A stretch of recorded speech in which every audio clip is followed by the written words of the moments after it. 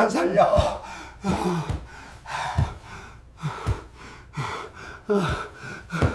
의사 선생님께서 이 방법을 알려주지 않으셨다면 저는 아마 이 세상에 없었을 겁니다.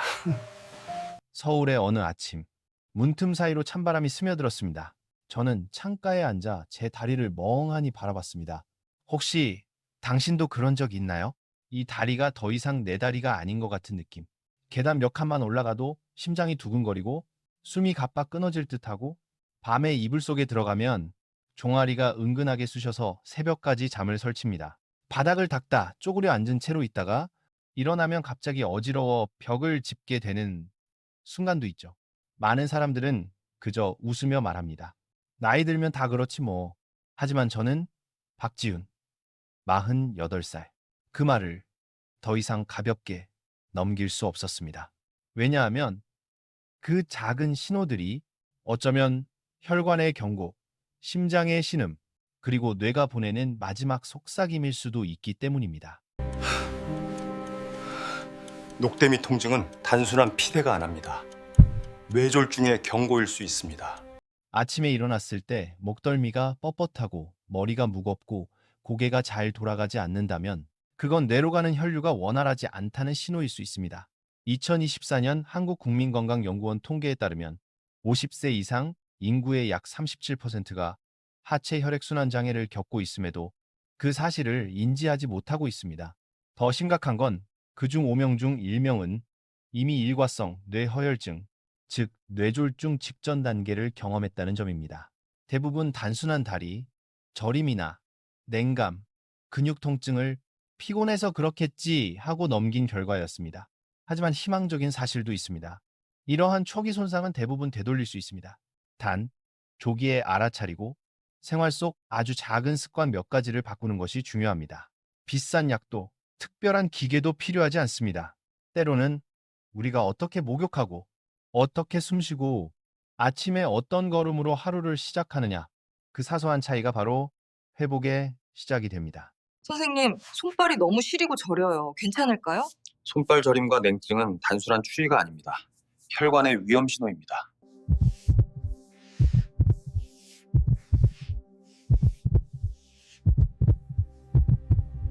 작년 겨울 어느 오후 제가 임세훈 교수님과 함께 실습하던 진료실로 인천에 사는 62세의 한현숙 씨가 찾아왔습니다. 선생님, 요즘 다리가 자꾸 저리고 손은 얼음처럼 차가워요. 밤마다 쑤셔서 잠을 잘 수가 없어요. 처음엔 단순히 추운 날씨 때문이라고 생각하셨답니다. 하지만 석 달이 지나자 저림이 통증으로 바뀌고 시장에 가도 중간에 쉬어야 할 정도로 힘들어졌습니다. 게다가 발뒤꿈치가 살짝 부어오르기도 했죠. 검사 결과 도플러 초음파상 무릎 뒤 동맥의 혈류가 약 40% 감소. 게다가 아침과 저녁의 혈압 차이가 크게 요동치는 상태였습니다. 이는 바로 말초 순환 장애의 초기 단계. 그대로 두면 뇌졸중 위험이 2배로 증가할 수 있는 상황이었습니다. 하지만 저희는 약을 더 늘리지 않았습니다. 대신 가장 단순한 치료, 즉 몸을 올바르게 따뜻하게 하는 법부터 시작했습니다. 한현숙 씨에게는 아침과 저녁마다 37, 38도 정도의 따뜻한 물에 손과 발을 5분간 담그고 가볍게 발목과 손목을 움직이는 운동을 권했습니다. 또한 소금 섭취 조절, 충분한 수분 섭취, 하루 15분 공원 걷기, 그리고 목욕 시 일정한 순서로 몸을 데우는 습관을 알려드렸습니다. 그 순서는 이렇습니다. 손오금 무릎, 사타구니 목덜미, 명치 상복부, 4주 후 재진 시. 그녀는 환하게 웃으며 말했습니다. 요즘은 푹 자요. 다리 저림도 없어지고 아침에 일어나면 머리가 훨씬 가벼워요. 측정 결과에서도 혈압이 안정되고 말초 혈류 순환이 뚜렷하게 개선된 것이 확인되었습니다.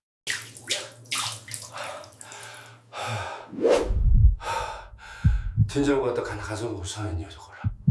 고개를 숙이거나 들 때마다 머리가 무겁고 어지러운 느낌. 그건 목동맥을 따라 뇌로 가는 혈류가 원활하지 않다는 신호일 수 있습니다. 한현숙 씨가 웃으며 이젠 정말 살 것 같다라고 말하던 그 순간 저는 깨달았습니다. 진짜 회복은 약에서 오는 것이 아니라 자신의 몸을 자각하는 데서 시작된다는 것을요. 그래서 오늘 저는 제 이야기를 나누려 합니다. 한때 저 역시 몸이 보내는 작은 신호들을 무시했고 결국 다시 배우기를 시작해야 했던 사람으로서 목욕하는 법, 숨 쉬는 법, 그리고 내 몸의 소리를 듣는 법을요. 이제부터 말씀드릴 내용은 누구나 쉽게 실천할 수 있지만 놀라운 변화를 만들어낸 방법들입니다. 이 저녁 목욕 3습관, 혈액순환을 개선하고 저림과 근육통을 완화하는 한국 중년층에게 꼭 필요한 실천법. 1. 체온을 올리는 4단계 순서. 신경내과 전문가들이 검증한 방법으로 아침 시간대의 급격한 혈압 상승과 새벽 뇌졸중을 예방하는 데 도움을 줍니다. 오후, 호흡, 온수, 심박의 리듬 조화법, 자율신경을 안정시키고 숙면과 스트레스 완화에 효과적인 수온 명상 호흡의 원리와 실천 방법. 세, 반드시 기억해야 할 위험 신호들, 즉시 진료가 필요한 증상과 응급 대처의 기준을 정리했습니다. 이 모든 내용은 비용이 들지 않고 누구나 집에서 따라할 수 있으며 현대의학 연구와 한국 임상 경험을 통해 이미 검증된 생활요법들입니다. 지금부터 당신의 하루를 바꾸고 혈관과 신경이 다시 살아나는 저녁의 회복 루틴을 함께 시작해 봅시다. 어깨 통증과 팔 저림은 단순한 피로가 아닙니다.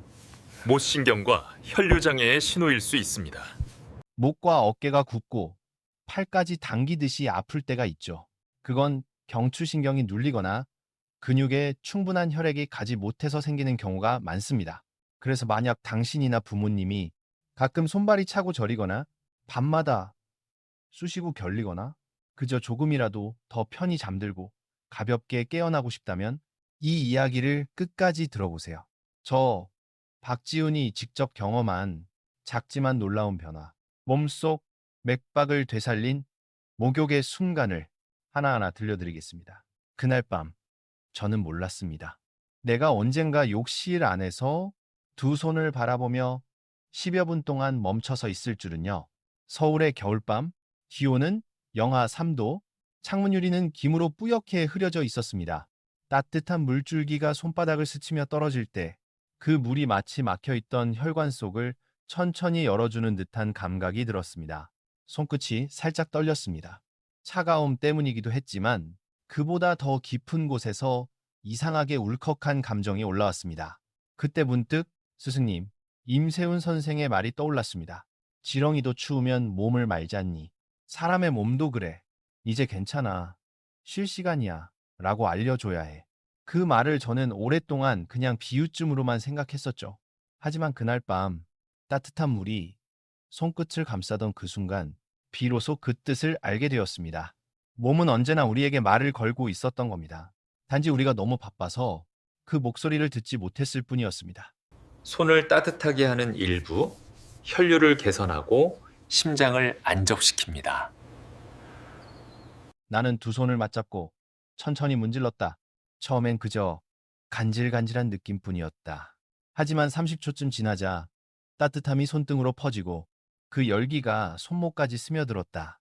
숨을 깊게 들이마시고 천천히 내쉬었다. 인천의 물리치료사 한 선생님이 해준 말이 떠올랐다. 세게 문지르지 마세요. 따뜻한 물과 호흡이 만나도록만 하세요. 그 순간 심장이 고르게 뛰는 게 느껴졌다. 의학적으로 설명은 간단하다. 손이 따뜻해지면 말초 혈관이 확장되고 심장에서 나가는 혈류가 원활해지며 혈압이 일시적으로 낮아지고 심박이 안정된다. 하지만 그때의 느낌은 단순한 생리학이 아니었다. 그건 마치 하루 종일 긴장했던 나 자신과 다시 악수하는 순간 같았다. 며칠 전까지만 해도 손이 너무 차가워 책장을 넘기기조차 힘들었다. 그땐 그저 요즘 좀 피곤하니까 그렇겠지라고 생각했다. 그러나 나중에야 알았다. 그건 스트레스와 운동 부족으로 인한 자율신경의 불균형, 즉 가벼운 자율신경 실조의 신호였다는 것을. 말초혈관이 오래 수축된 상태로 있으면 심장은 더 세게, 더 자주 펌프질해야 하고 그 결과 혈압이 불안정해진다. 이 혈압 변동이 바로 새벽 시간대 뇌졸중의 주요 원인 중 하나다. 그래서 나는 이해하게 되었다. 왜 한국의 어르신들이 목욕하기 전에 늘 따뜻한 물에 손을 씻고 손목을 부드럽게 문지른 뒤 서서히 욕조에 들어가는지를 그건 단순한 습관이 아니라 몸에게 이제 따뜻해질 준비를 하라는 순환의 예고 신호, 즉 체온과 혈류를 깨우는 의식이시였다. 따뜻한 물에 손을 녹이는 1분.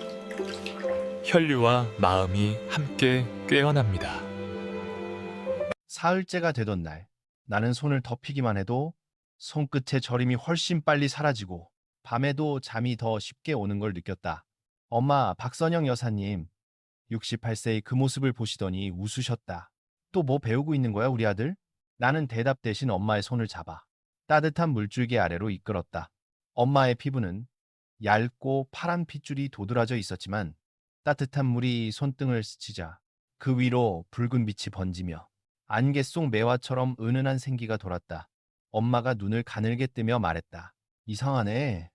피가 다시 도는 것 같아. 나는 고개를 끄덕였다. 정확히 그 말이 맞았다. 피부 아래서 모세혈관이 서서히 확장되고 혈류가 늘어나며 그 따뜻함이 뇌로 전달된다. 지금은 안전하다. 그건 몸이 스스로에게 보내는 안심의 신호였다. 그날 밤 나는 한 걸음 더 나아가 보기로 했다. 엄지와 검지 사이, 한국 사람들이 합곡혈 허구시이라고 부르는 곳을 살짝 눌러봤다. 인천의 한 선생님이 말해주셨다. 그 자리는 손과 어깨를 잇는 신경이 만나는 곳이에요. 부드럽게 마사지하면 목 근육이 이완되고 긴장성, 두통이 줄어듭니다. 처음엔 반신반의했다. 하지만 그대로 해봤다. 3분쯤 지나자 머리의 통증보다 먼저 찾아온 건 숨이 깊어진 느낌이었다. 나는 그제야 깨달았다. 많은 사람들이 기적을 몇 번의 동작에서 찾지만 진짜 기적은 속도를 늦추는 것이라는 걸 그 후로 매일 밤 나는 그 작은 의식을 지킨다. 따뜻한 물을 틀고 손을 씻으며 하루의 피로를 흘려보낸다. 향이 강한 비누는 쓰지 않는다. 오직 물과 호흡만으로 손이 충분히 따뜻해지면 가슴 위에 두 손을 올리고 심장의 고른 박동을 느낀다. 단 일주일 후 아침 혈압이 138, 85에서 122, 80으로 내려갔다. 기적적인 수치는 아니지만 몇 달 만에 처음으로 찾아온 안정감이었다.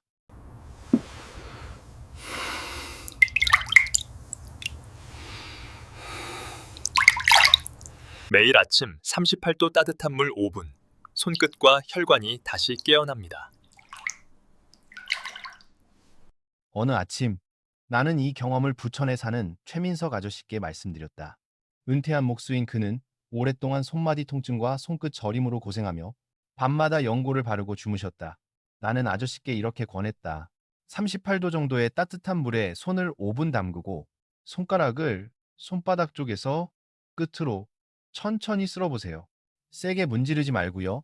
일주일 뒤 그는 짧은 문자를 보내왔다. 그대로 해봤어요. 어젯밤엔 6시간 내리잤습니다. 손끝이 안 저려요. 나이토 그 문장을 읽는 순간 내 마음이 물보다 더 따뜻해졌다. 그때 나는 스승 임세훈 선생의 말을 떠올렸다. 손은 혈관의 지도를 축소해 놓은 거야. 손을 따뜻하게 하는 법을 배우는 건 결국 자기 신경계를 다스리는 법을 배우는 거지. 정말 그랬다.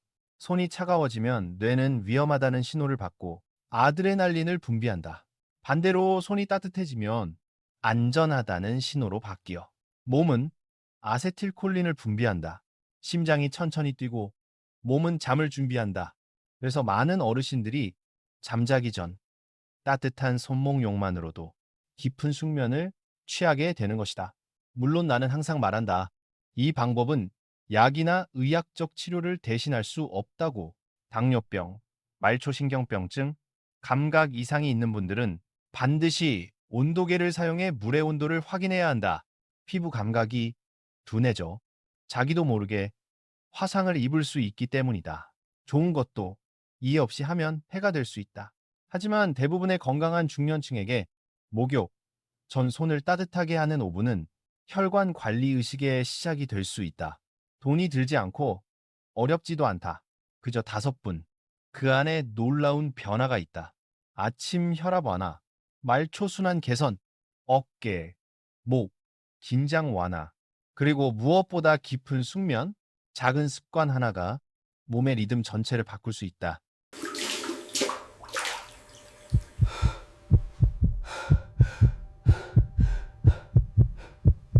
얼굴이나 팔, 다리 중 한쪽이 갑자기 저리거나 힘이 빠지는 느낌.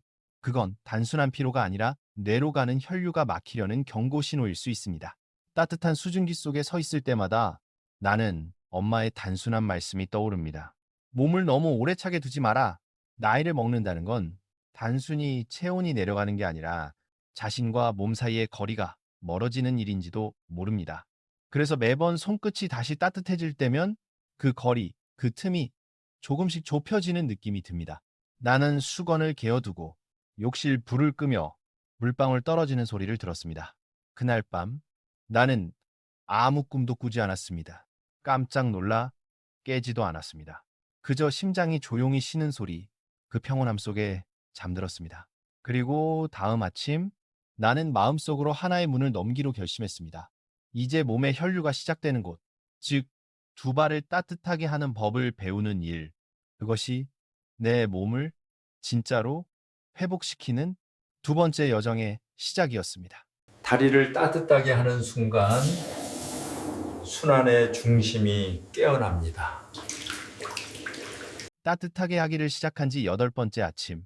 나는 전과는 다른 마음으로 욕실에 들어섰다. 손이 시작이라면 다리, 그 중에서도 오금 무릎, 몸 전체 순환의 중심이라는 걸 이제는 안다. 인천의 한 선생님이 말했었다. 발이 차가워지면 몸 전체가 불안해져요. 그 말이 얼마나 정확한지 이제는 체감으로 안다.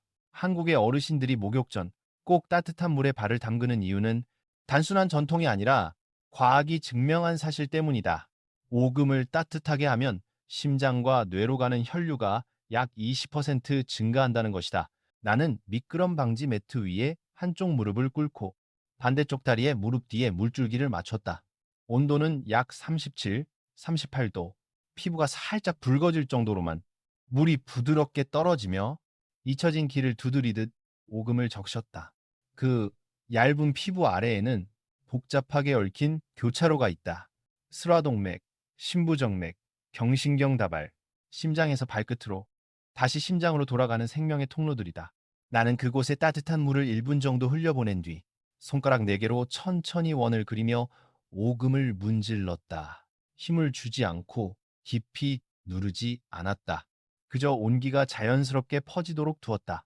처음엔 간질간질하다가 곧 다리 안쪽에서 무언가가 깨어나는 느낌이 왔다. 심장이 천천히 뛰고 머리에 묵직함이 사라졌다. 다른 쪽 다리로 바꿔 하며 나는 깊게 들이쉬고 천천히 내쉬었다. 그때의 편안함은 설명하기 어려웠다. 마치 오랫동안 매듭져 있던 실을 누군가 조심스레 풀어주는 듯했다. 이건 결코 착각이 아니다. 의학적으로는 이를 종아리 근육 펌프 효과라고 부른다. 오금과 종아리 근육이 따뜻해지면 자연스럽게 수축과 이완이 반복되며 심부정맥이 부드럽게 압박되어 다리 아래에 고여있던 혈액이 다시 심장으로 밀려 올라간다. 그 결과 부종저림 통증이 줄고 혈전의 위험도 낮아진다. 그날 저녁 어머니도 함께 해보셨다. 늘 다리가 납덩이처럼 무겁다고 하시던 분이다. 욕실에 낮은 의자를 두고 오금에 따뜻한 물을 흘려드렸다. 3분쯤 지나자 어머니가 말했다. 이상하네. 안에서 누가 문질러주는 것 같아. 나는 웃으며 대답했다. 맞아요, 엄마. 그건 피가 도는 거예요. 그날 이후 어머니는 매일 밤 이 습관을 지키셨다. 그리고 2주가 지나자 계단을 오를 때 발걸음이 한결 가벼워졌다. 아침 혈압과 맥박을 재보니 둘 다 놀라울 만큼 안정돼 있었다. 기적은 없었다. 그저 피가 제 길을 찾아 흐르기 시작했을 뿐 몸은 언제나 스스로를 고치려 하고 우리가 할 일은 그 길을 따뜻하게 열어주는 것뿐이다. 다리 통증이나 붓기가 지속된다면 심부정맥 혈전증일 수 있습니다. 어느 오후 나는 다시 최민석 아저씨와 이야기를 나누었다. 손저림으로 고생하던 그분에게 이번엔 오금을 따뜻하게 하는 경험을 들려주었다. 요즘 오래 앉아 있으면 종아리가 당기고 가끔 붓는다는 말에 나는 조심스레 당부했다. 아저씨, 만약 통증이나 붉은기, 부기가 오래 가면 바로 병원에 가셔야 해요. 그건 깊은 정맥 혈전일 수도 있으니까요. 그는 고개를 끄덕이며 한번 해볼게요 라고 했다. 일주일 뒤 그에게서 문자가 도착했다. 다리 묵직한 느낌이 사라졌어요. 밤에도 다리를 계속 펴지 않아도 돼요. 나는 미소 지었다. 작은 습관 하나가 몸의 균형을 바꾸는 순간이었다. 그 이후로 나는 또 하나의 작은 요령을 더했다. 온수가 데워지길 기다리는 동안 발끝으로 서기, 즉 발 뒤꿈치를 천천히 들었다 내리는 동작을 10번 반복한다. 단순하지만 이건 바로 생체 근육 펌프를 깨우는 운동이다. 한국에서는 이걸 엘리베이터 운동이라고 부른다. 마치 몸 안의 피가 한층 위로 올라가는 느낌이기 때문이다. 겨우 몇 초의 움직임인데도 심장은 다리에서 밀려 올라온 신선한 피를 받아들이며 훨씬 가볍게 뛴다. 매일 아침 이 동작을 하자 놀랍게도 밤에 쥐가 나는 일이 거의 사라졌다. 며칠간의 경험 끝에 나는 확신했다. 몸은 우리가 무언가 거창한 일을 해주길 바라지 않는다. 그저 조금의 온기와 올바른 관심을 기다리고 있을 뿐이다. 그 순간부터 회복은 이미 시작되고 있었다. 다리를 따뜻하게 해주면 몸 전체에 신경계가 함께 이완된다. 그 결과 잠이 깊어지고 아침엔 머리가 한결 맑아진다. 이건 흔히 말하는 해독이나 에너지 활성화 때문이 아니다. 그보다 단순한 원리, 혈액순환, 신경, 호흡이 하나로 맞물려 있기 때문이다.